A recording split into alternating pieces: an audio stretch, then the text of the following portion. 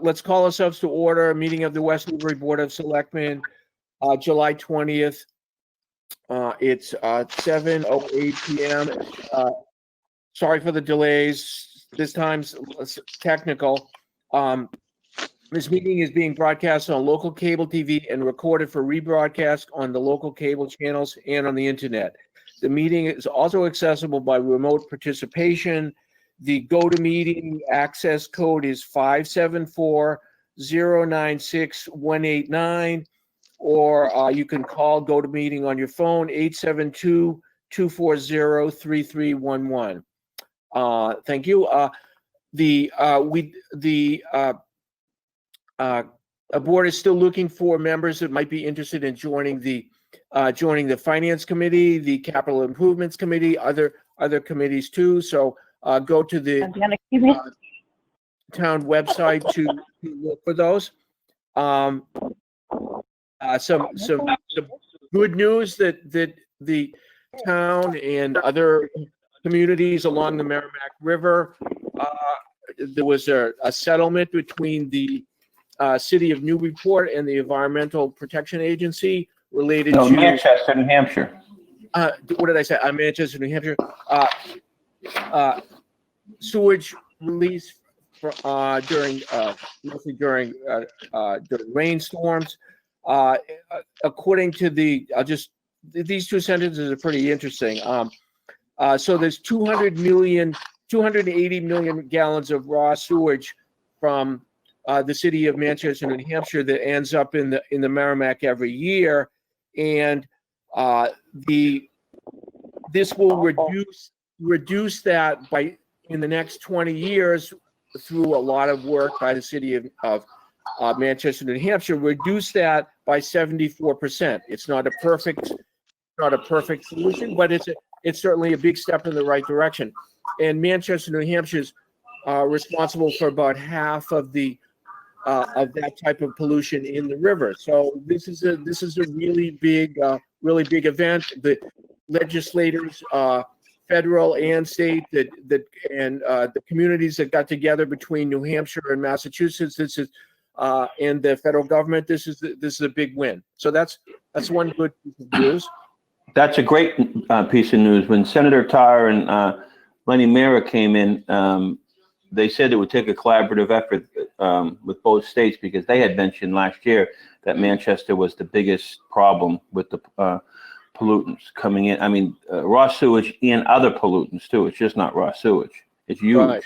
$231 million they're going to spend. That's great news. Yeah. So another good news is the city council in the city of Newburyport last week passed the memorandum of understanding between West Newbury and the city of Newburyport to go forward in an agreement, at least year to year. We have a 1-year signed agreement to go forward with work on the Middle Street Bridge. So that's one small step, but it's a nice one. And again, I'd like to thank the city of Newburyport. Everyone was incredibly nice, speaking to all of us. Worked with Angus very well, and so far everything looks good in that regard too. Anything you want to add on that, Angus? No, it was a lot of work over a long period of time, and it's really nice to see it come to fruition. Although, as you know, it's a 1-year agreement, so we'll be back there again next year, but that'll be fine. Just a reminder especially to new town officials who may or may not be familiar with the system. Every 2 years, everyone has to. This is employees, members of boards and committees. No matter how insignificant you may think your position is on a committee, everyone has to take every 2 years has to take the state ethics test. And finally, news, as we say every time, news about the town. If you sign up for the Western Newbury, Newbury.org, and subscribe to get to emails coming out from the town. So That's enough announcements. Our first official order of business is a meeting between the West Newbury Housing Board to consider the application of Richard Miller as appointment to the Housing Authority Board. So I guess I'll leave it up to somebody on the Housing Authority to go further with this. Okay, this is Marge Peterson. I'm chairman of the Housing Authority. And we looked at, I believe that Gary and Lisa had an opportunity to look at the application that Richard Miller provided. It did not have a great deal of detail in it, but it sounded as if he would be suitable, very suitable for being a part of our commission. We meet monthly. We have an excellent executive director who has really brought the properties up to par. I mean, she's done a fantastic job, and we're very confident with her. And we're looking to fill, actually, we have 2 open positions. One was both of them moved out of town. One was Mary Harada, and that's the position that we'll be filling tonight, hopefully. And the other one was Susan Babb, who also moved out of town. So we currently have 3 members. One of them is a state appointee. The other 2, Gary and I, are elected officials. And so I'm wondering if Richard Miller would like to talk to us a little bit about his background. Sure. I worked as in property management for 35 years. I've owned a property management company. Basically, it was in New Jersey. I moved out here. I started owning in 2013. I live in Ocean Meadow. I'm on the board of trustees here. I'm treasurer of the association here. I've been involved with a lot of different organizations in New Jersey when I owned the company. I dealt mostly with associations in New Jersey. Okay. And I never had to do a resume because basically I had my own business my whole life. Now, that's good enough resume for us, I think. Lisa or Gary, do you have any questions for Mr. Miller? No, please. Sounds good. Yeah. I don't, this is Glenn Kemper. I don't have any questions. I like to see that people from Ocean Meadow get involved. Absolutely. With the committees. I like that. Yep. Yeah. Absolutely. So, well, I would make the motion to appoint Richard Miller to actually his term would go just until 2021. That was the term that Mary would have held until that date. It is a 5-year, when you're elected, it would be a 5-year appointment. So if Mr. Miller is appointed tonight, then he could run for election in 2021. So I do make that motion. Do I have a second for that? Kemper, second. Okay. So I think actually the selectmen make the appointment, and so it's up to them to move forward. No, this is a joint vote. This is a joint vote with the Housing Authority and the Board of Selectmen, and it's Okay. to fill the position to the next election, if I'm not mistaken. It's Mike McCarron's That's right. on the phone. So that will be I thought- 2021. Yep. Glenn, Yep. I think he's right. Is it the total vote of all of us, I believe? Correct, it is. It's the Housing Authority and the Board of Selectmen. It's a joint meeting Okay. that has to be held together, and we all vote. Okay. This- So there was a motion on the floor then, so we need to have a second? Kemper, second. Seconded. Okay. All in favor? Kemper, aye. Everyone do them individually because it's hard to everyone taking notes to hear. So Archibald, Okay. aye. Okay. Peterson, aye. Bill, Kemper, aye. Mingo, aye. Gary, are you an aye? Yeah, I said aye. Oh, okay. I said Bill. We knew that.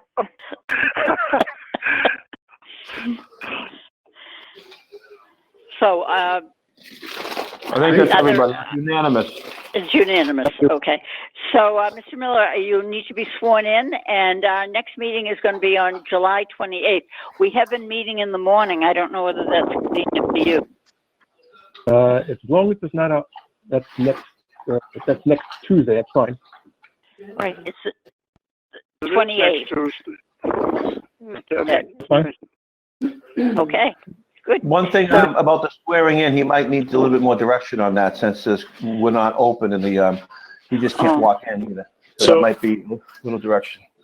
So what he needs to do is simply call, the town's clerk's office, make an appointment, bring a mask and a pen, and we'll let you in the building when you're here, and we'll socially distance and have you sign the appropriate paperwork and swear into the office. So we're open, obviously, from 8 to 4:30, Monday through Thursday, and 8 to noon on Friday. So anytime, just give a call beforehand, and we'll set you up. That's good. Hey, Mark. I was going to taxes. I'll bring in my taxes at the same time. That's Thank you. two birds, one stone.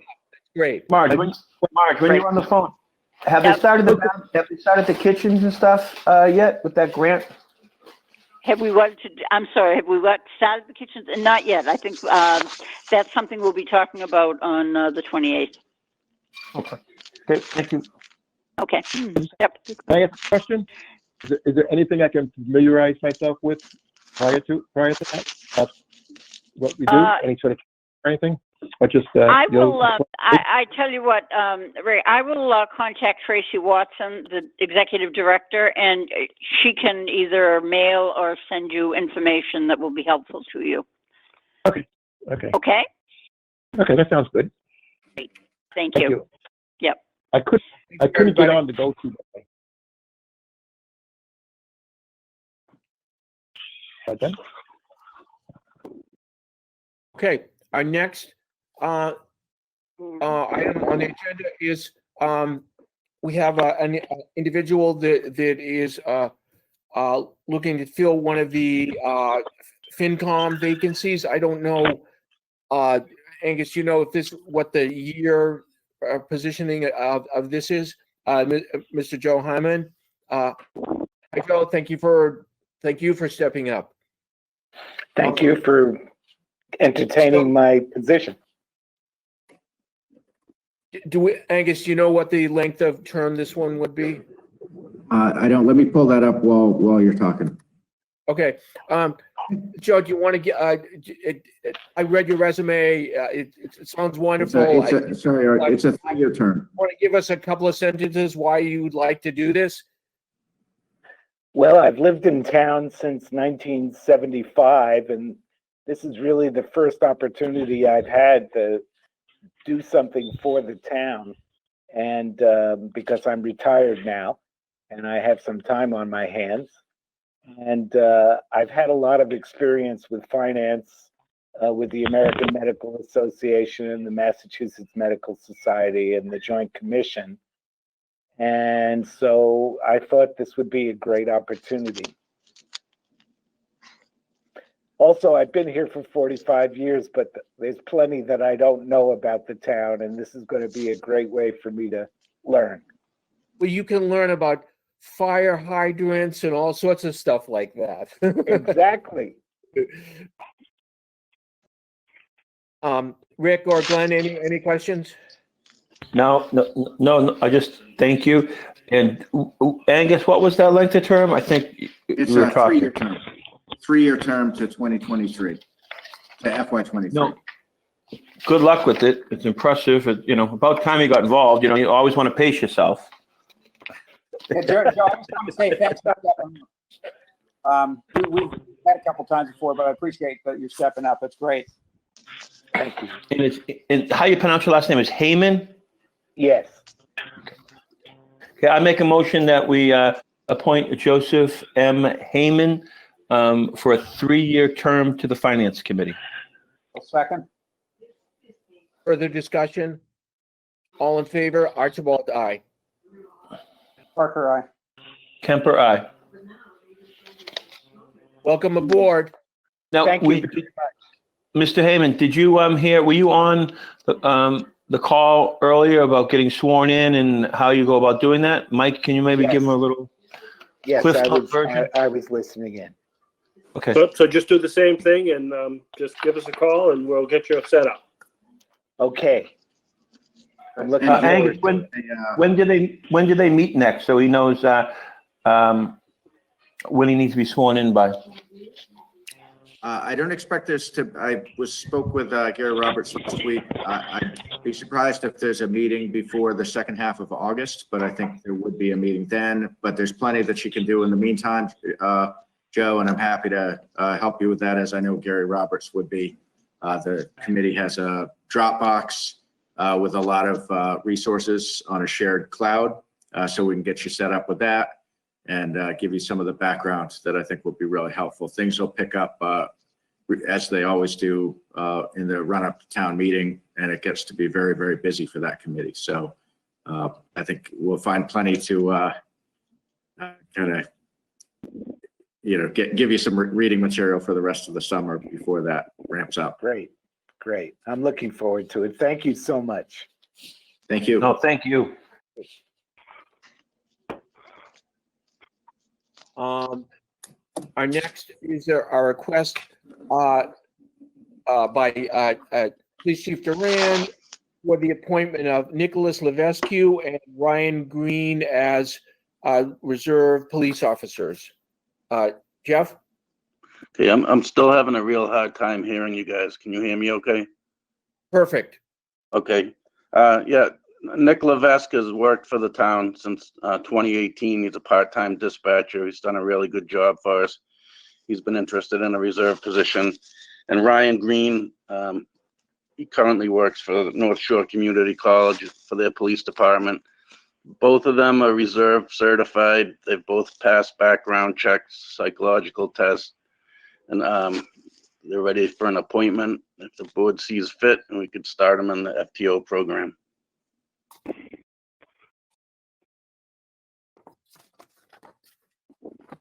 Any Rick, any questions for the chief? No, I don't. It sounds pretty straightforward. I don't either, Jeff. So I would make a motion to approve the appointment of Nicholas Levesque to the reserve as a reserve police officer, and Ryan Green also. Thank you. Thank you. Further discussion, all in favor? Archibald, aye. Parker, aye. Was there a second? Yeah, Jenny, I seconded. This is Rick. I seconded. Thank you. Thank you. Kemper, aye. All right, I'll make arrangements, have them contact Mike McCarron to get sworn in.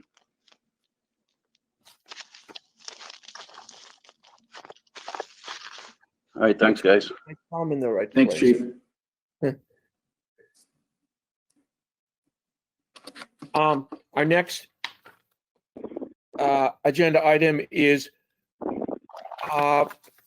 just a discussion with the Board of Health related to maybe phased in reopening of town buildings, especially the town hall.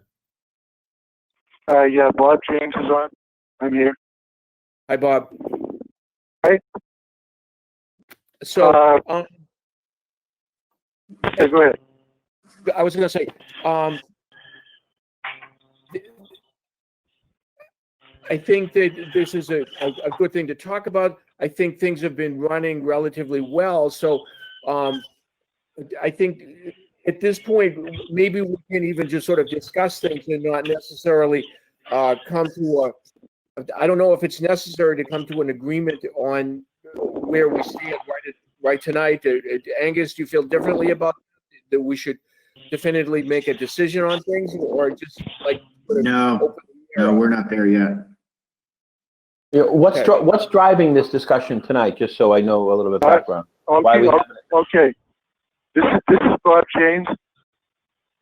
And the reason we kind of brought this up is I had a phone call and I've had some conversation with some, town employees that have some concerns about there not being any particular policy in the town office buildings about masks or any of this other kind of stuff. So if this wasn't discussed as a way to open the town office building, it was brought up more to set some kind of a policy for employees. And the real sense of the whole thing was, basically we felt that if you're in your office, and you don't want to wear a mask, that's absolutely fine. If somebody comes into your office, then put a mask on. If you leave the office and go out wander in the halls or go to another office, wear a mask. It's that simple. And that was and that's it's just to make sure that everybody in the hall, at the town office building, feels comfortable, working there. I know there's a couple of people that have some medical issues and they don't feel comfortable being there at all times. So maybe some of the supervisors could juggle their hours around so that they're not there when there's a lot of people there. Just stuff like that so that, everybody feels comfortable, everybody is relatively safe, and, just common courtesy. If anybody's walking around the halls, put a mask on. If you go into somebody else's office, put a mask on. And that's pretty much what the whole discussion was. It's not about inviting the public in or any of that kind of stuff. That would be up to you guys when that's going to happen. It was just to make everybody in the town employees feel comfortable being in the building. And that's what that was all about. Okay, but don't we already have this in place? Are you saying, because I was Not there, at all. and there's like signs on the door that you have to wear masks. I was there today. There's signs on every entrance door, and they've been there, that you have to wear masks. Apparently, Glenn, there's no policy set forward in the town office building about how the employees should be in the building. That's my understanding. There is no policy in place. The signs over the doors that mask and all this other kind of stuff, but there's no set policy, to my knowledge, of the way things should be in the building. Okay. Hold on. I don't know if am I muted? No, I can hear you. No, I'm sorry. I was just on a different screen. Okay, so let's have the Board of Health put out a directive and make sure that it's emailed to every single employee in town tomorrow. And that should include just not the 1910 building. That should include every single town building. It should just not be 1910 building. No, I agree with you. Okay. Do you think that will cover? You said you had some concerns. Do you think that's what you outlined tonight will cover the people's concerns, or are we just going to create not more concerns, but are we just not going to take care of the concerns that are presently out there? I think with what we've written down and all that kind of stuff, that should go a long way to alleviate a lot of concerns. Can we alleviate everybody's? Probably not. But at least if there's something in writing, from the Board of Health or from the Board of Selectmen, that this is a policy for the town buildings, then I think people will have at least some idea that at least, we're in the right direction. And that's all. That's all this is about. Yeah. Okay, sounds good to me, as long as everybody... So if I could, the Board of Health did submit a letter earlier today, this morning, and that was sent around to the board via email just before 9 this morning. And it does set out practices and procedures, which refers to wearing facial coverings at all times when in common areas, and some additional guidance regarding work from home, in-person interaction. I'm not sure whether the Board of Selectmen tonight is prepared to vote to endorse the practices and procedures outlined in that Board of Health memo dated July 20th. or if you'd like to do that at a future meeting, but it sounds like, Bob, is it fair to say that's the request before the board, is for the Board of Selectmen to endorse what the Board of Health is? Yeah, that would be the reasonable request. I don't have any problem with it. It seems to me every time I've been in the town hall, actually outside of, everyone has been wearing a mask, but I thought it was policy anyway, but I have no problem with reinforcing it. I don't understand people that can't lock the door and wear a mask. It's the easiest thing in the world to do. Put the damn mask on. That's all I have to say. No, I agree with you. I agree.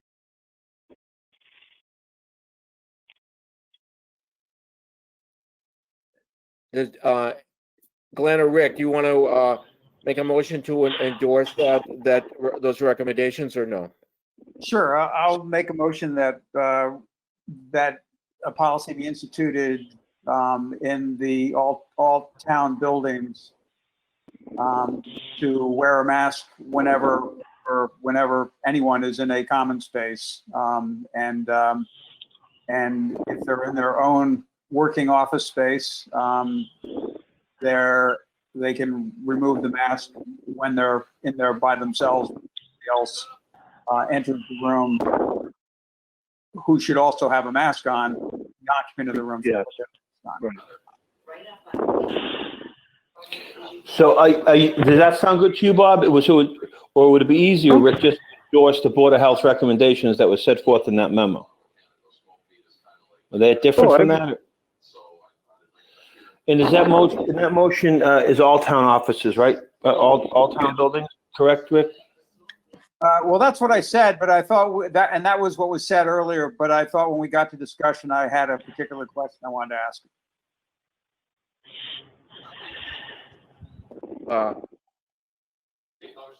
Okay, Glenn, are you seconding that? I'm fine with it. Second.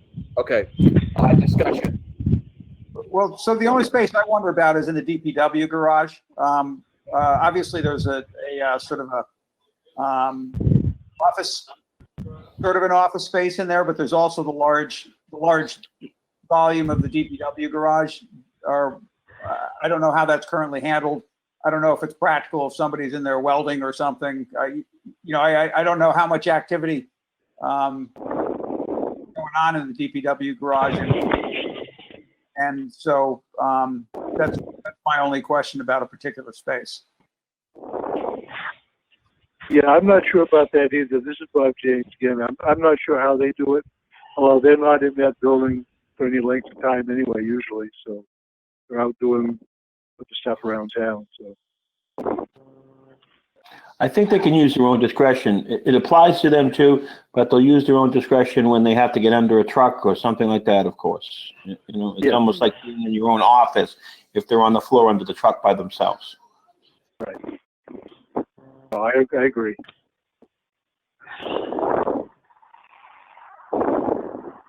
For the comments, all in favor? Archibald, aye. Parker, aye. Kemper, aye. Thanks, Bob. Okay, thank you, gentlemen. Thank you, Yep, good night. Bob. Next is a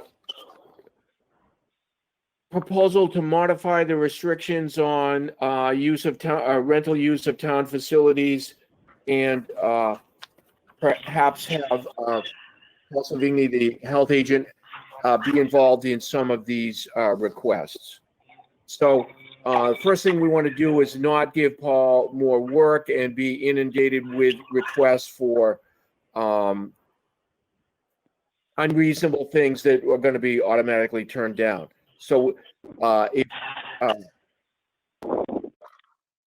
the resident services administrator, Andy Sterling, can weed do some of the separating the wheat from the chaff in the beginning, that will be good. It would only be issues that are sort of a gray area that when might be okay, but we would want Board of Health back up on deciding on this. The other thing is I think we still we don't need to be having anniversary parties and birthday parties and stuff at town facilities in the foreseeable future. We've got other stuff to deal with. So right offhand, I would say those should be disqualified. Is that your intent, Angus, or? I agree. Paul, are you still on the line? Yes, I'm here. Great. Okay, good. So I talked to Paul a couple of times last week, and basically this, and Paul, I don't want to speak for you, so you can correct me if I'm wrong, but basically, you know, I think what we're thinking is outdoor events only. You know, speaking personally, and I think Paul agrees, you know, we're not talking about changing the board's previously adopted policy on restricting the rental and use of town buildings or, you know, for meeting space, that kind of thing. We're not there yet. But what's happened is back in March, the board had voted a really black and white policy that we're not making facilities available for non-town uses. And we've really held to that. That has gone fine from my perspective. But more recently, there's just three really kind of special circumstances. One is, and Paul and I agreed, Pawtucket, we don't even feel needed to ask us, but they did ask us, can they have a small group meet at the gazebo, socially distanced, to talk about some things. And we didn't really feel they needed to ask, but they did. And so we had to say yes or no. And we said yes. Second, with the riding driving club event that was scheduled recently, that did not end up going forward due to a lack of signups, but it was something that was authorized out at Pipe Stave. And the third issue that comes, or example that comes to mind, is a fairly recent request by the Boy Scouts to do their annual sleepover at the Mill Pond. And so that's another one that we, talked to Paul. He looked at the details. He said he's comfortable with that. So we authorized that. And I started to think, okay, if we're going to start carving out exceptions, I want to be upfront with the Board of Selectmen, since you have voted a policy that we're not making things available. So if you agree that we should exercise some reasonable discretion to consider requests for use of outdoor facilities, I think as long as we have the health agent sign off on the protocols and procedures, you know, personally, I'm fine with that. I think that's a good small step toward normalcy. I just operate in this a policy that's very black and white. And, we've made a couple of very minor exceptions, but once you start doing that, it can be a slippery slope. So that's why I brought it to the board. Sounds perfect to me. I would endorse how you're handling it. So Paul, does that pretty well cover your thoughts on this? Yeah, no, I think it's good. I think that the rental should be for outdoor use. Again, there will be some exceptions for the indoor use, such as meetings, and maybe even some senior programs, exercise classes, as we move further out here into right now, I think, we had opened up the seniors for exercise classes outside, but as we go through August and September, it's going to be kind of cold out for the seniors in the morning or whatnot to do exercise classes outside. So we may have to allow something like the small group of seniors in the annex, something like that. But again, I think it's definitely should be off limits for birthday parties or, anything like that. What about somebody that's, I'm just playing devil's advocate. What about someone that wants to have a birthday party, a graduation celebration or something on town, town fields at Mill Pond or someplace like that? I would say that's fine because it's all outdoors. But see, actually, then you start opening up to a bunch of other stuff that we're responsible. No, I don't want it, but someone's going to ask it, is what I'm saying. So the reasoning being that we let the Boy Scouts sleep there. Why can't I have my kid's birthday party at Mill Pond? Exactly.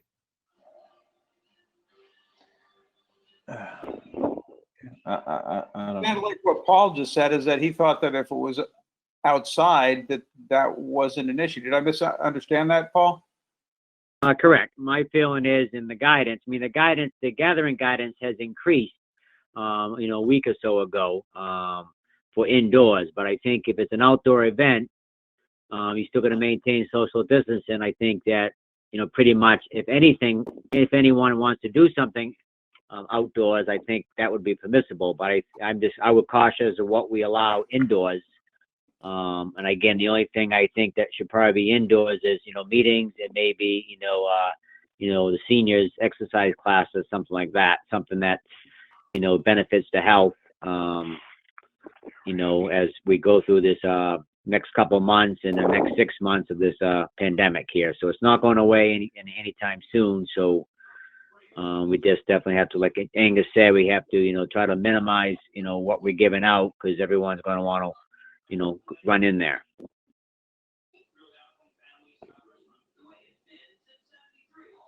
I'm just trying to keep things easier for you people so that the keep requests to a minimum. That's all I'm thinking.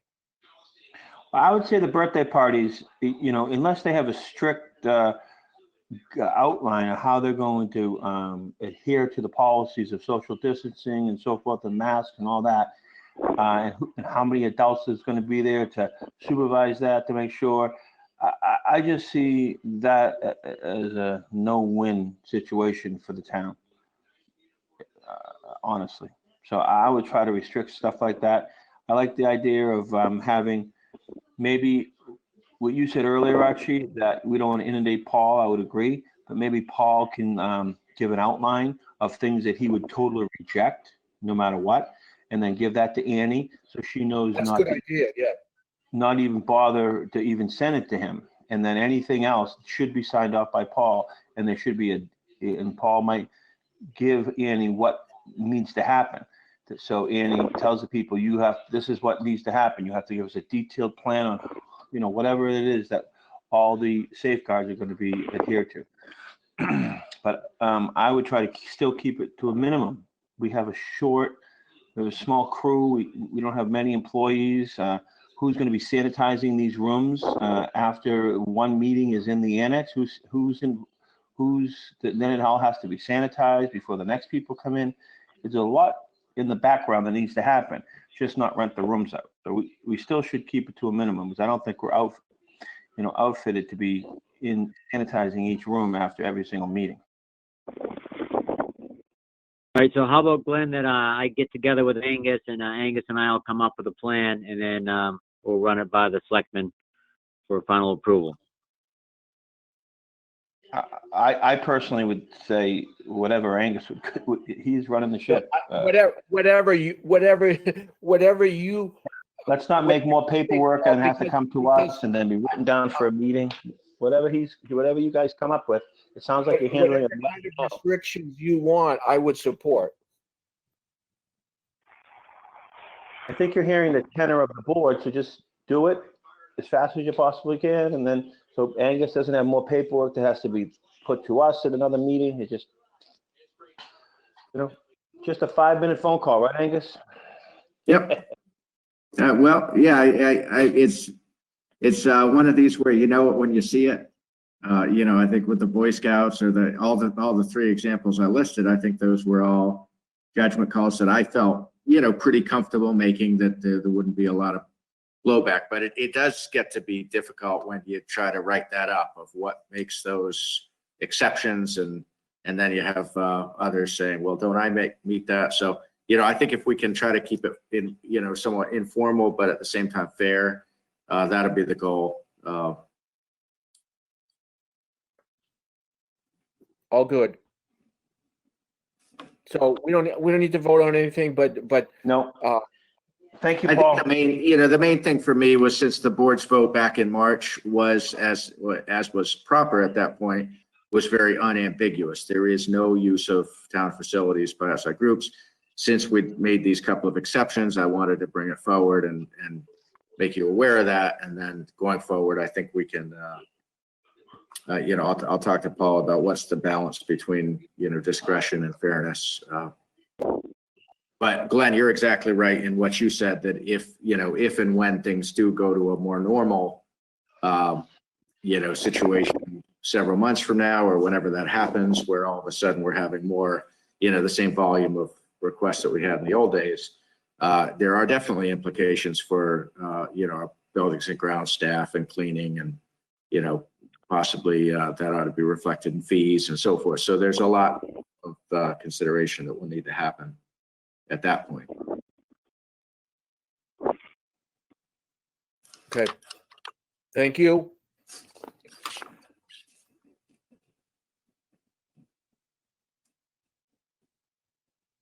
Our next item, let's see, where are we at?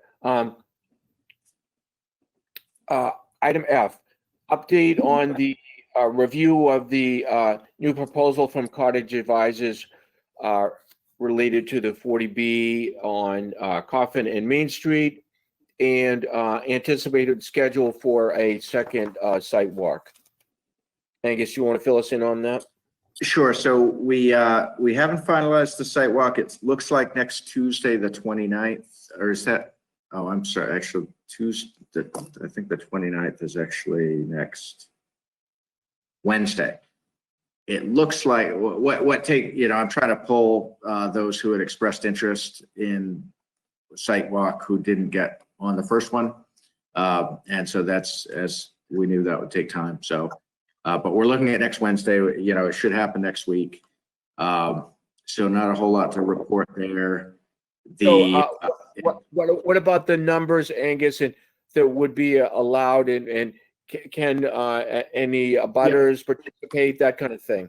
Yeah, we did. I did correspond with Chip, and he said the overall attendance would need to be 10 or less, including him. So. Between we know,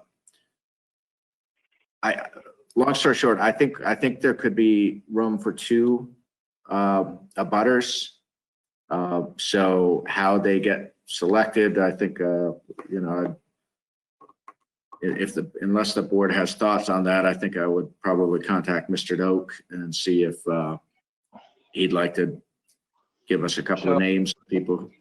But also, I've heard from at least 6 abutting property owners who would like the selectmen to go look at their property as well. I don't know if you had envisioned that to be at the same time. I did not envision that to be at the same time, because I don't expect the full board to be on this next site walk, because 2 of the 3 of you have already seen the site, and I think we ought to use those spaces for people who haven't yet walked the site. So I was thinking of looking at the abutting properties as a different time also, because it takes what's already probably a 2.5 to 3 hour site walk and would make it, potentially getting to be almost a full day. And I just don't know if that's realistic. So I thought the visits to abutting properties would probably be a different date, but if I'm wrong on that, let me know. That's how I understood it. What's the reasoning behind looking at those other properties? Just trying to respond to the board's direction at the last meeting. No, I'm sorry. No. You said the people reached out to you. Did they specifically say why they wanted to see their property? That's what I meant. Just to see the proximity of their property to the proposed development. It all arose from the selectmen's comments of the last meeting. Okay. Now, who would be the other 7? So if it's him and you have 2 people, who are you thinking the other 7 is going to be? You? Well, you've got a couple of staff. I would not intend to go because I already walked the site, but the building inspector would like to go. The police and fire chiefs are both interested. They both said they don't need to, but if there's an opportunity, they kind of like to. Members of the Board of Appeals would like to go.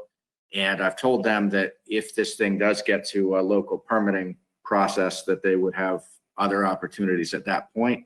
But they did express interest, the Board of Appeals did, and at least one member of the Open Space Committee and possibly more have expressed interest consistently in walking the site. So when you add all that up, you get to 10 pretty quickly. Is there any way we can nail down, make sure so, we're not light that day and somebody doesn't get to go that could have went? Like, some real hard commitments from everybody? Now that we have a day and a time? Yep, that's what we're working on. Yeah, I sent out a note last week. I haven't heard back from everybody yet, so I need to follow back up with some people. So that would be next Wednesday, the 29th, at what time? We don't know. We're still looking at date. We haven't gotten the time yet. Okay. Well, I'll go I've walked that site a couple of times before, so I kind of know it. But obviously because of other different proposals over the years from me being a selectman. So Ian and I have been up there when the other previous person owned it, when he had a pond that he made that broke and then fell into Coffin Street and went across the street with all this exotic fish. So I've been up there quite a lot, but I'm willing to go. But if one of the other two really have it in their heart that they can go, they can take my space. But I'll go. No, I don't have a reason to go. I don't want to take it from somebody who hasn't had an opportunity yet.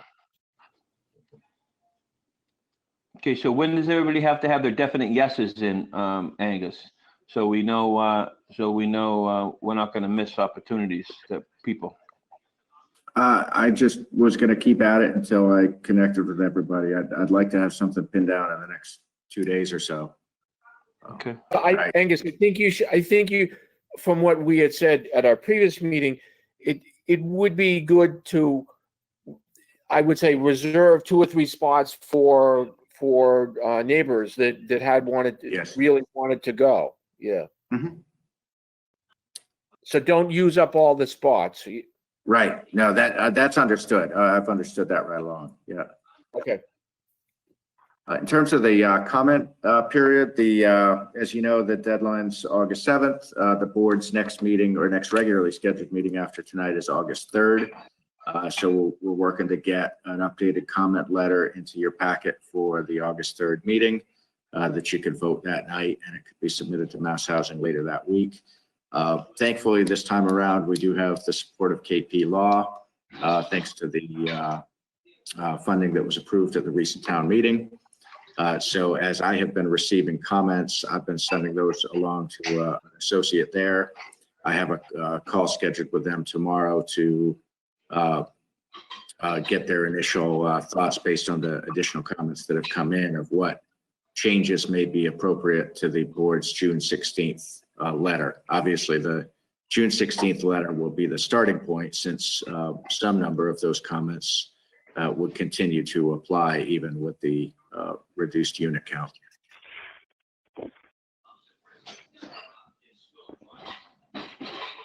Okay. I'm good. I don't necessarily, just in terms of time constraints, I don't necessarily know that I would certainly like to be involved with exposure from the abutting properties. I would like to be involved in that, but I don't know if arranging another whole meeting in the same week is even possible. But if, I think that would be a worthwhile thing to do. But I don't necessarily know that we need to do that right next week. I don't know if that's possible. Well, also, if we're visiting abutting properties, I mean, the logistics will be a little bit simpler because we don't have to coordinate with the developer, right? So, right, they'll be open to, I guess, would we have to post a board meeting if the 3 of us were there? You don't have to. Not if we're just walking the site. Yeah, we're not deliberating or giving our opinions or anything like that. Just listening to them. Observing. Yeah, so yeah, that should be fairly simple, I would think, relatively simple to put together. Okay. Angus, would it help you if one of us were to, because obviously the bandwidth issues, would it help if one of us were to actually work with the abutters to try to put something together? Yes. That Yes. sounds like it sounds like a great idea, Rick. So if I know that some of the abutters are on, if you wanted to email me, What I can do, Rick, I can forward to you, and I'll copy the other board members, because obviously I'm not looking for, yeah, so I'll send to you, Rick, as the primary volunteer, and I'll copy the other two board members, those property owners that I've heard from, which I want to say is at least 4, maybe it's 5 or 6. And Rick, I would ask that we CC Angus on any developments about that, but Sure.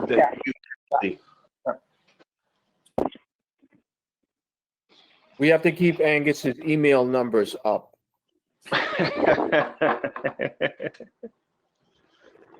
But it'll be fewer sent emails. Okay.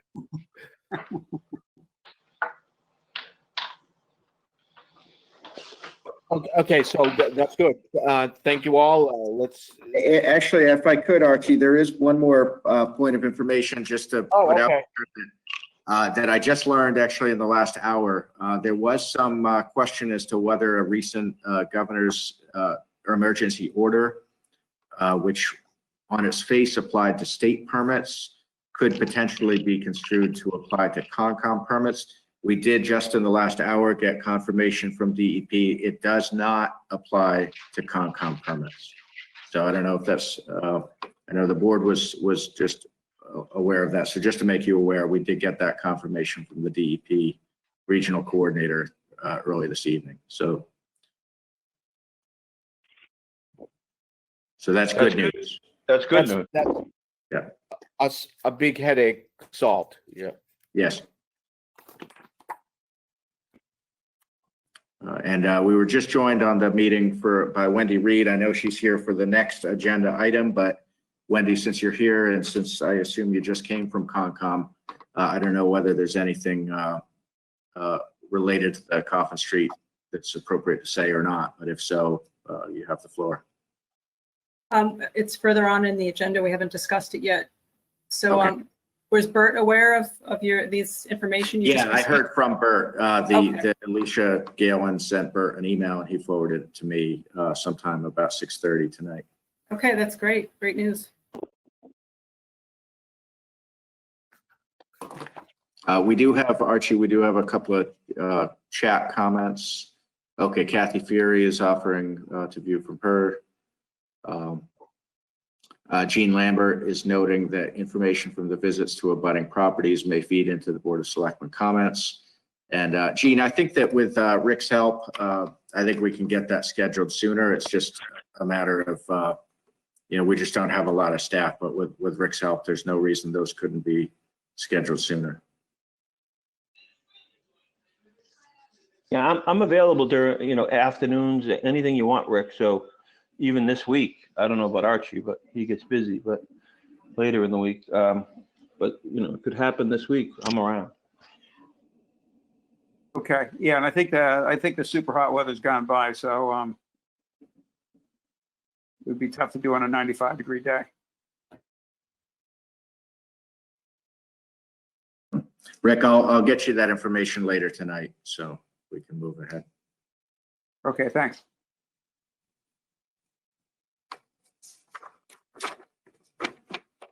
Okay, thank you all. Our next item is notification from the Open Space Committee regarding the intent to seek modification of the order of conditions for the Essex County Trails Associated townwide management plan. I know we've done this in the past, but I looked at the management plan. It is really extensive. It's hard to know. I guess my big question is this putting the obligations on the town that we haven't already had? That's my first big question. And there were some comments that the Trails Association is doing doing something for the town by allowing us for allowing the town to be involved in the trail management plan. And I don't quite understand that, because they're the town's trails. So those are my two questions. Can I speak to that? Absolutely, Wendy. Thank you. Yeah, so if the town did not participate in this trail management plan, they would have to file a formal application with the Conservation Commission, which means a notice to abutters, and then go through the whole notice of intent process, which is expensive and time consuming. So all this plan does is streamline that process. They still have to notify the Concom, but Bert can go out and just look at it and make sure it's abiding by all the procedures that are set out in the plan. So it's really meant to streamline things and make it easier for town groups that want to work under this plan. Is this setting up any historical precedent or obligation to the town to the trail has to be to this kind of a standard or something like that we weren't formally had to participate in, or I'm just asking naively? No, I mean, I think it's important to consider those things. It doesn't. I mean, all this is it's a mechanism to make things easier. If we want to use it, the town could not choose to use it if they didn't want to. So, I mean, this is what ECTA uses so that they don't have to file a permit with the Conservation Commission every time they do trail work. And if you remember, a few years ago, the Open Space Committee submitted the Trail Corridor Management Plan. That was just to maintain brush along the trail. And the reason we did that is because we couldn't work under the ECTA plan, because the prior plan limited that work to ECTA organization and volunteers. So this is what we would like to do. It makes sense to have one plan and everybody follows the same plan if they desire to do trail work. And then they wouldn't have to file with the Conservation Commission separately. Okay. Who is the what if there's a I'm only asking these questions just as naively as devil's advocate. What if say the Open Space Committee has an idea for the way this there's a turn on the trail or something, and the Essex County ECTA doesn't like it, whose decision has precedence, I guess? Well, the way it would work is if, say, the Open Space Committee wanted to do trail work, and this is just trail work within 100 feet of any wetland or resource area. This only covers that. If it's outside the buffer zone, none of this really applies. I mean, it's all good practice, but it's only meant for the buffer zone. So the way I think that answers a lot of my questions. So this is really only the parts that the Conservation Commission would be concerned about disturbing things during the trail maintenance itself. Not all the trails, just the areas near wetlands or whatever. Right, which is unfortunately a lot of the trails, but yeah. But the way it would work is the Open Space Committee would do their own process with Concom. ECTA wouldn't be involved at all. I mean, everything's laid out in the plan, but it's up to each group to propose the work to the Conservation Commission and then to make sure it's done in compliance with the plan. Okay. So you're on both committees. Which one are you going to abstain from when that happens? So if we're going to do this, that Open Space works on it and then brings it to Concom, you're voting on both.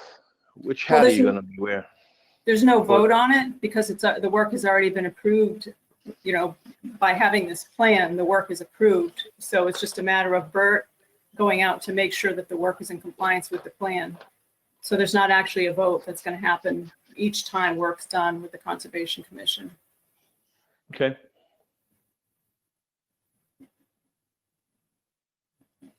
And so this doesn't have to only be the Open Space Committee. It could be, any other group that's affiliated with the town.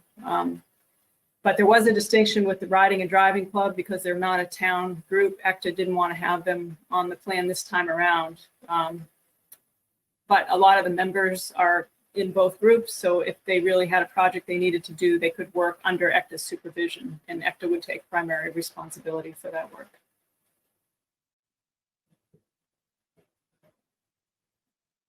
Okay, Archie, I think, asked all the good questions, so I don't have any more. And it seems like this would be a win-win for the town, I guess. Yeah. Make it a lot more streamlined and be able to get things done, so I have no problem with it. Agreed. Rick, any comments? No, it sounds, it'll definitely streamline things. That's good. Wendy, I Okay, know that you had told me that this is really informational and that there's not necessarily a board vote needed. Do you think it would be beneficial to get a board vote? And if so, what would be the motion that you'd be seeking? Well, technically, the town is the owner of these trails. So originally, when this order of conditions was issued, the Board of Selectmen did vote on it to approve it as the owner. So, I mean, I think you could vote to say that you approve the amendments in the proposed extended order of conditions. So moved. So seconded. I'm just trying to make it easy, guys. All in favor, Archibald, aye. Parker, aye. Temper, aye. Thank you, Thank- Wendy. Thank you. Good luck with Concom. All right.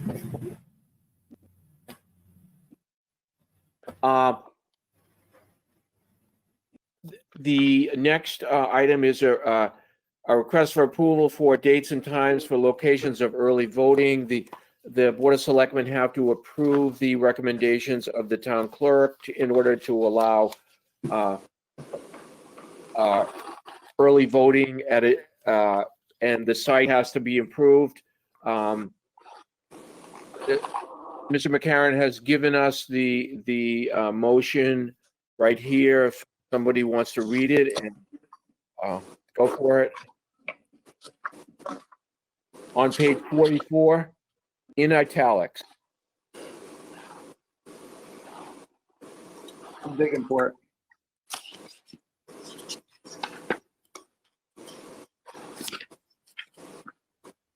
I I move, move that the early voting site for the September 1 state primary and the November 6 presidential election should be the town annex.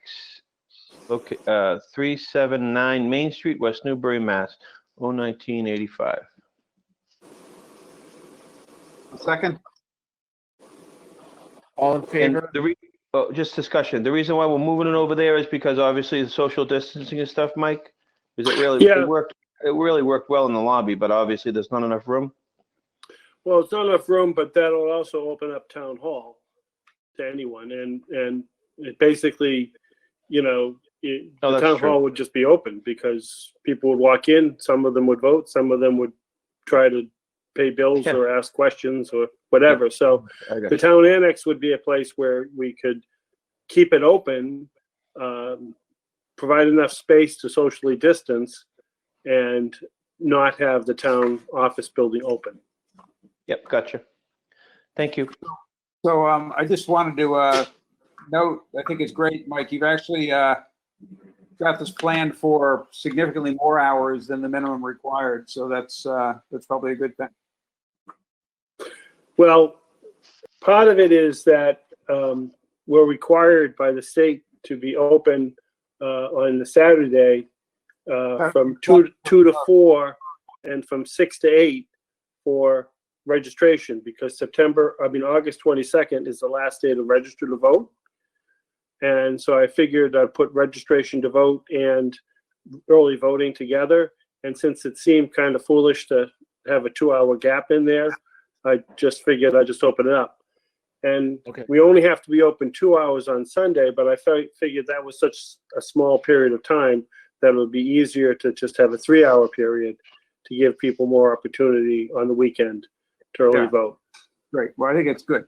So And we're obviously going to publish these where? On our webpage, everywhere? Yep, Put 'em it'll be, on our- all that will be published on my webpage, and we'll put it What on about the social sign? media, and it'll The be sign out posted. front? It'll be, Not yeah, your sign, but the sign in front of the police station?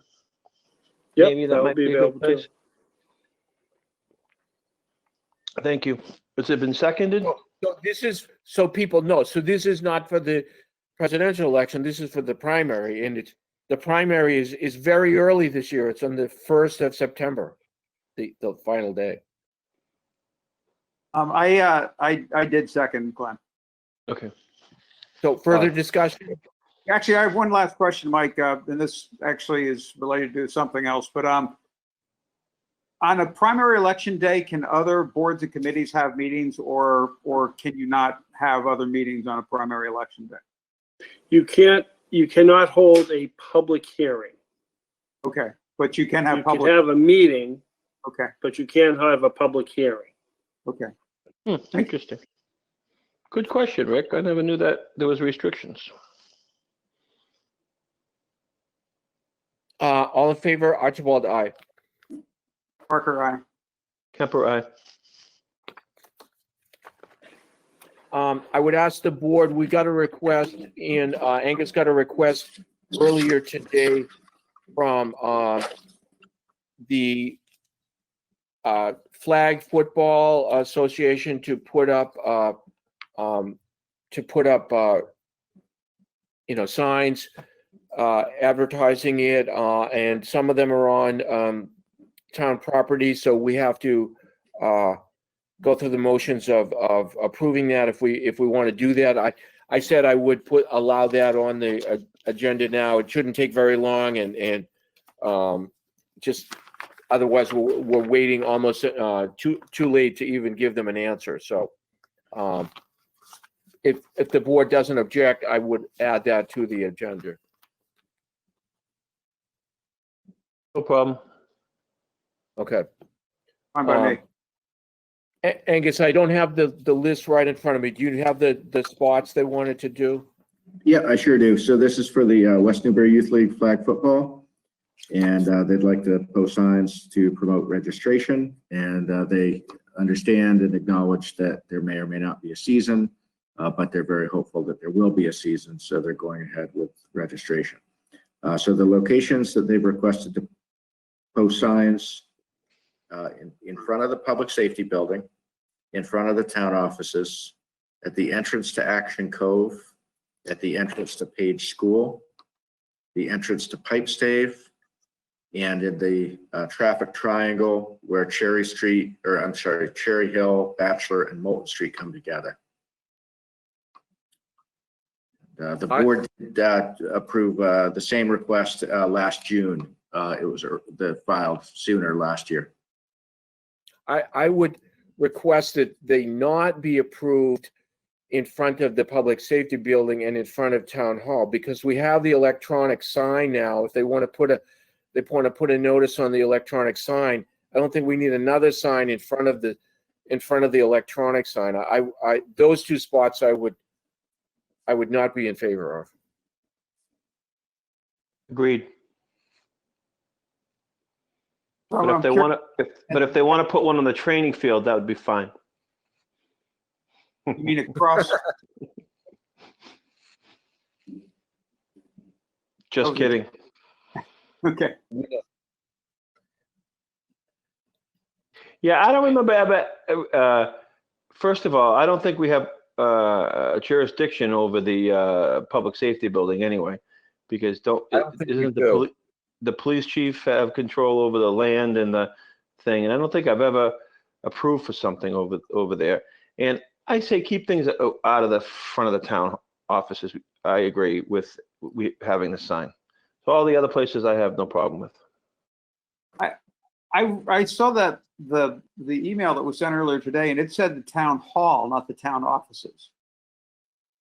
So yeah, but I think that might be. They meant here. Yeah, I think they have a new. They just don't understand that it might be a new. I think their intent was the town offices.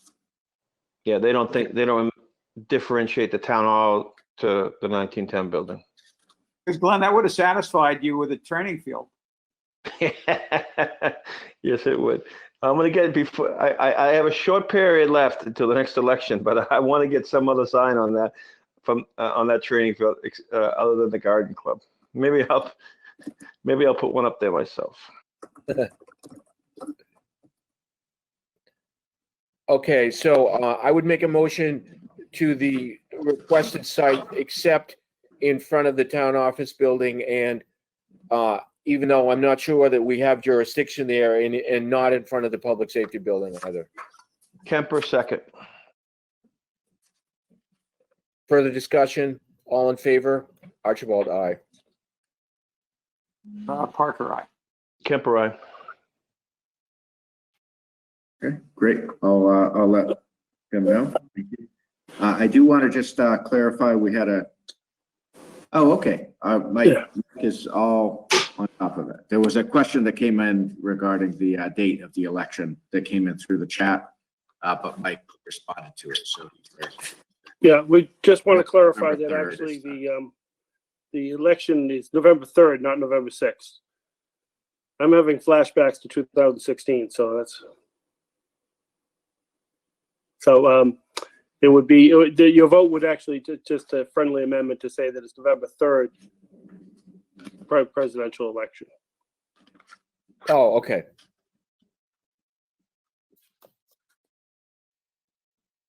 But the dates and times that we were talking about were for the primary. That's only for the primary. We're going to set up times again in October for the final. Again, the Secretary of State, things are subject to a lot of change. So the board will vote again in late September, early October to set the place and times for it. And who knows what the situation will be then. Maybe things will be open. We don't know. But you'll vote again for the presidential in September or early October.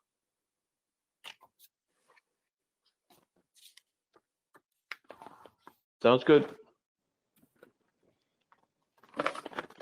Okay, we have meeting minutes for May 6, 2020.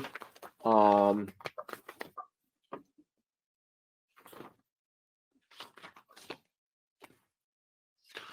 going through them. July 6, 2020. And June 27th and July 6th. but are they in there, Angus? Are the other, all four in there? I believe so. Okay. I make a motion to approve the meeting minutes from May 26th, 2020, June 22nd, 2020, June 27th, 2020, and July 6th, 2020. Second. Discussion? Yeah, I just wanted to clarify one item. In the minutes of June 22nd, where we were. What page is that, Rick? That's page. Lighting's not great here right now. I think it's 57. Boy, I'm having trouble with my lighting. 57. Page 57. Yeah, it's not 67. And it was designation of selectmen representatives and boards and committees. I think I also was nominated for the CPC. I'm shown for the Energy Committee, the Capital Improvements Committee, but no reference to the CPC in it. You were, and we had a discussion about that, about it'd be good that you served another year because it's hard to gear up, and then when you get off the committee. Yeah. And I understand that if somebody was listening to a recording and they heard CIC and CPC, that would be an easy, easy thing to get confused. So I would accept that motion. My motion would with that correction.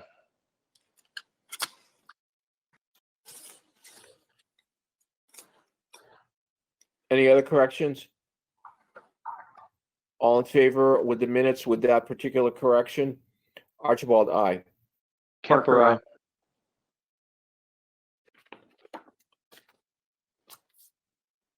Okay, a few updates and we're almost done. So I requested that Angus just, I've had some residents ask me about what's happening with the high school. So you can see that there's a lot of physical construction going on. I thought it would be nice to just know just a couple sentences how things are going. So that's my only reason for putting this on there.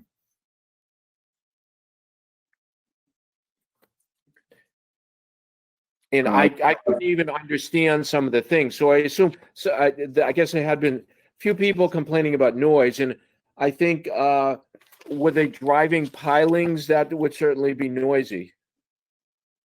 We have had, we've had a couple of calls come in regarding noise, and we refer those to inspectional services. We had another one today. And so, our building inspector is tasked with making sure things are done in accordance with the planning board approval. But that's a continuing issue. But there's a lot of work getting done. They're bidding out different sections of the work. Glenn and I were both at a school building committee meeting last Tuesday, and there was some favorable pricing, we think, due to the slowdown in the economy, and perhaps contractors are more hungry, so that's good. Over the life of the project, that will probably all even out, but that was some good news on the bidding. The building permit review is well underway. We're into a second round of review with the third-party inspection. So that, I think, has been a real value add, where we're identifying primarily housekeeping issues. And Sam's been really clear. He thinks the design team is doing a really excellent job. But it's great to identify some of these issues at the plan stage, so that when they go out to inspect in the field, hopefully they find everything meets the code. And you have starting page 79, you have a punch list from the construction manager Vertex on work that they have completed and ongoing.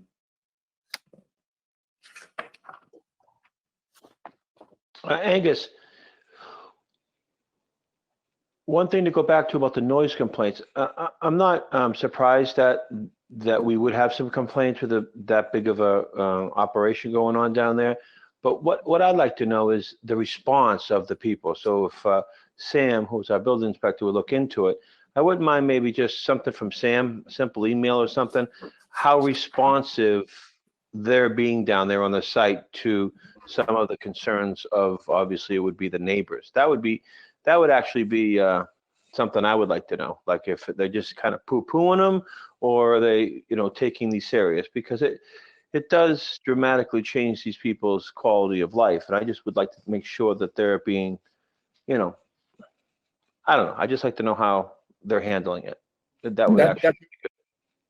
That's a very good point, Glenn. I remember going to a meeting, I believe it was about a year ago, in the with the neighbors, and the construction company, would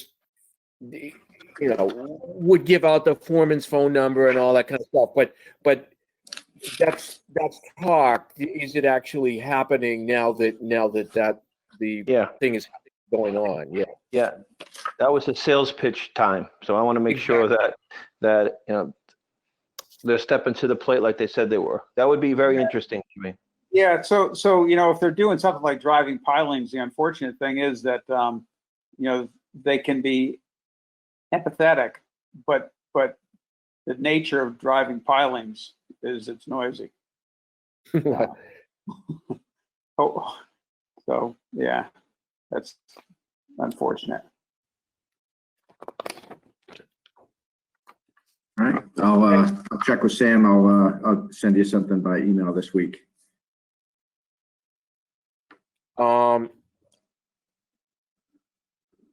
Item K, preliminary closeout numbers. So I just one question, Angus. So I was unclear. I couldn't tell. I guess I wasn't reading it correctly. I couldn't tell if these numbers included the reserve fund transfer, the transfers that we made or did not, or I just couldn't tell. They did include those transfers. Okay. And so that's why when you look down the expenditure, you won't see any of them exceeding 100%, and that's Okay. thanks to the transfer. So the main reason I wanted this back on is it was on July 6th, which is obviously, immediately after the end of the fiscal year, and didn't include some of the final year invoices, but more importantly, at that point, there had been the tax collections for hadn't been fully posted. And so there was discussion last night that the accounting system was saying that the real estate collections were, in the low 80s in terms of collections year to date. In fact, it's more like, just about 99%, which is what we would have expected. And so I just wanted to, say that in a public meeting, because someone watching that meeting on the 6th might have come away with the impression that the real estate tax collections were substantially lagging. In fact, they had come in, they simply had not been posted at the time that the town accountant ran the prior report. So this is a much more updated report. It is still preliminary, obviously, as we work with the auditor in the months ahead to close out FY20 formally. There could be some adjustments, but I think these numbers are pretty sound in terms of both the expenses and the revenues, and is a much better picture than you got 2 weeks ago. So I wanted to just put this in front of you, and this also has some more detail I had not included in the prior report, partly because of the line item transfers. Back on July 6th, you would have seen some accounts overspent, some underspent, and with the line item transfers, it helps to give a truer picture of where the year ended up. And I see we do have Stephanie on the call, and I don't believe she's intending to present anything, but if you have questions that go above my head, she's here as well. I guess my only question would be, so it looks like, regardless of the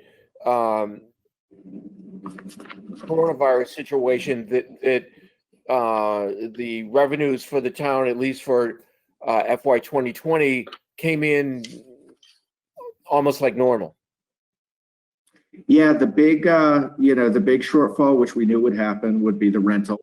Obviously, the leases that were, a portion of the year, those lease revenues didn't come in for the two town properties. So that's one that's a pretty good hit. But in general, in terms of the overall bottom line, we're in a good position in terms of receipts. So Angus, I see, the excise, motor vehicle excise is down, a little over 19% from, from what was projected. Do you think that's indicative of just late payments, lagging payments, or do you have any sense for that? I don't have a good, I do think there were less car purchases in the last few months. And obviously these projections go back to, 16 months ago. But Stephanie, is this lag in collections, or is this the revenues will end up being less? So Angus, you said it exactly correct. There's been a lag in new car sales, which makes the excise drop substantially. So when it was budgeted, like Angus said, months and months ago, we budgeted higher because normally there are more car sales. So that's what's driving that number. Okay. Thanks, Stephanie. You're welcome.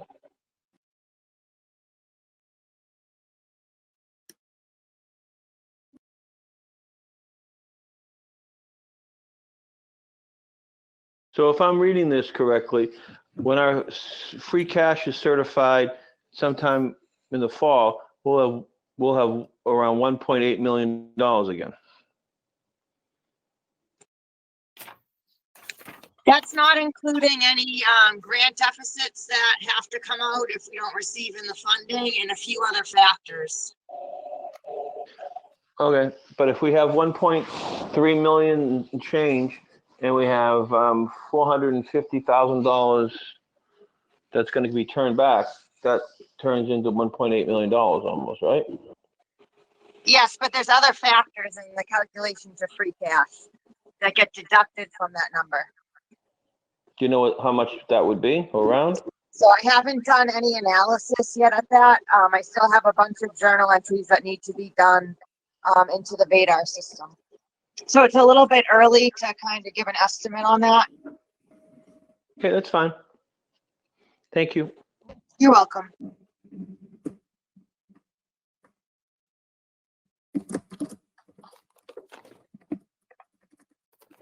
Well, these numbers are good. I guess I expected them to be a lot worse, and they're not. So that's good.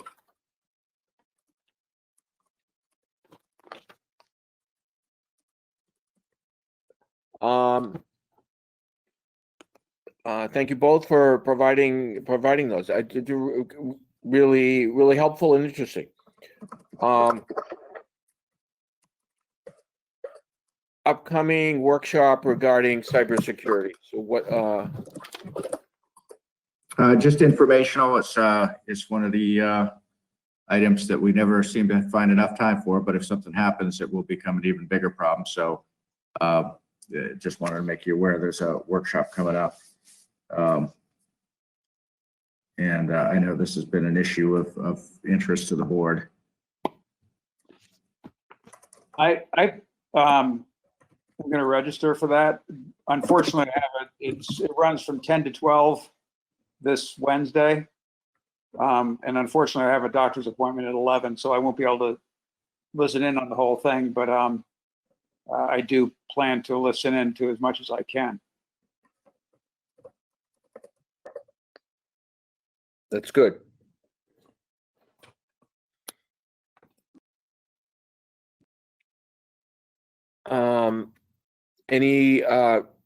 Anybody with items to place on future agendas?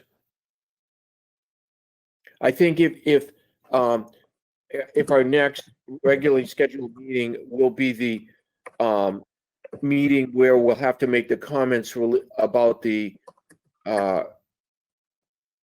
new 40B application, that we want to keep next meeting as bare bones on other items as possible, so that we can get that done that night. So that would be my suggesting is that unless it's a real emergency, that we don't put other things. There's a few other things I'd like to discuss, but they can wait. We can't wait on the 40B response. So that would be my recommendation, is that we don't put too much else on the August 3rd meeting.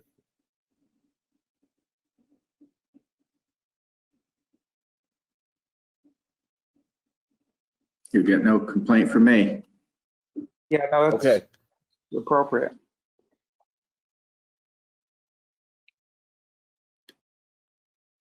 Glenn, any thoughts? You good?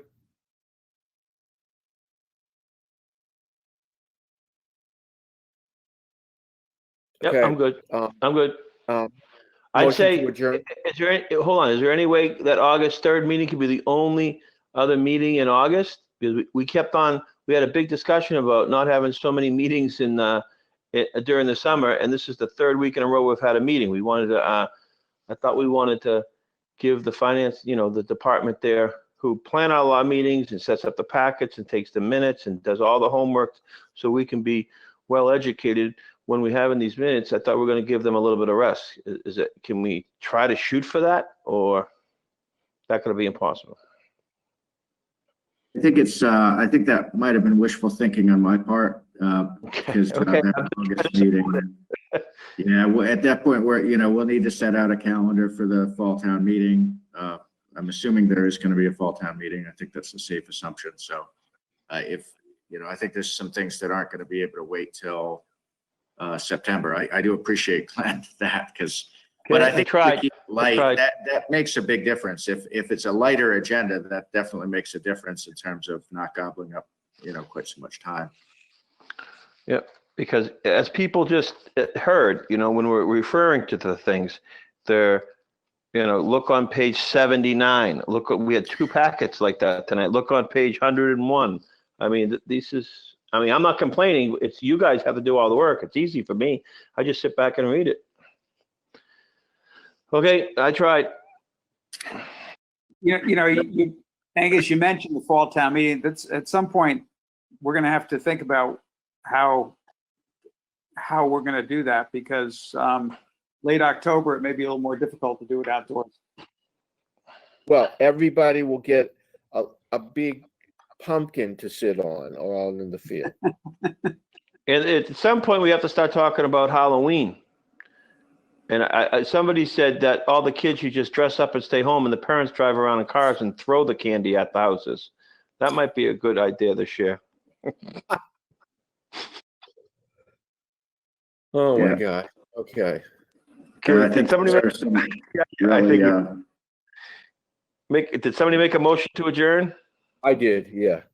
Second. All in favor? Aye. Thank you all. Yeah, this might help though. We're out early tonight, Angus. yeah, no, it's good. It's good. Thank you. It's still kind of light out. Have a good night. Good night. Thank you.